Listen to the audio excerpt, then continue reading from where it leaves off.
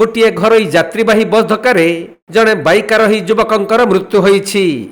तेबे दुर्घटना घटाई बसटी चंपट मारी बेले उत्त्यक्त लोक मैंने क्षतिपूरण दाबी करी रास्ता अवरोध करिसेंती।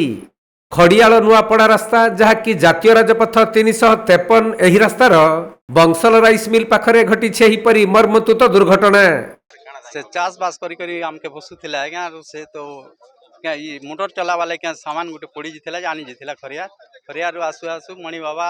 बसटा पिटी देछे से डेड बॉडी जेछे से हमर क्षतिपूरण आमे एति लागि दाबी करूछु 20 लाख टका आमे दाबी करूछु आज्ञा हमर परिवार भीतर से एका कम थिला या होइतिले नै या नै थी आपन के चलुथिले है तबे केनता चलबार के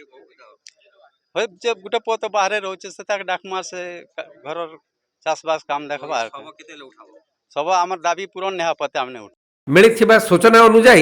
नुआपड़ा जिला खड़ियाल थाना अंतर्गत बड़ महेश्वर ग्रामर 35 वर्षीय अरुण माझी आज सकाळे खड़ियालरू निज ग्राम को फेरुवा बेले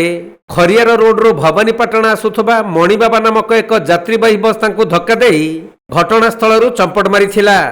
तेणु अरुणकर सहीठारे मृत्यु होई जिबा परे परिवार लोके और स्थानीय अंचलवासी शव रखी रास्ता रोक करथिले।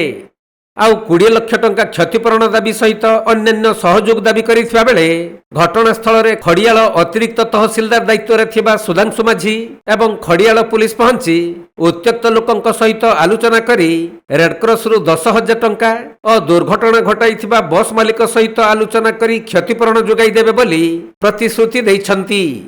नेटा आज आमर एनएस उपरे डुमेर बाहाल मौजार जो एक्सीडेंट होती रिपोर्ट हिसाब से आसिक देखिलु घर लोक डिमांड कर बस द्वारा एक्सीडेंट होती बोलिक जहाँ भी आम रेडक्रॉस तरफ अच्छी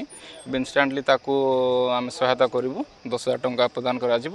जहाँ भी से क्लेम कर जोड़ा रोचे केमती आम इन्शुरांस तरफ दिखाई पार से आम जे पार्टी इनवल्व अच्छा डकाई बुझाई सेटा भी फुलफिल कराब आउ केमती सांगे सांगे रास्ता क्लीयर कराब से आम सहित कथबार्ता होचु।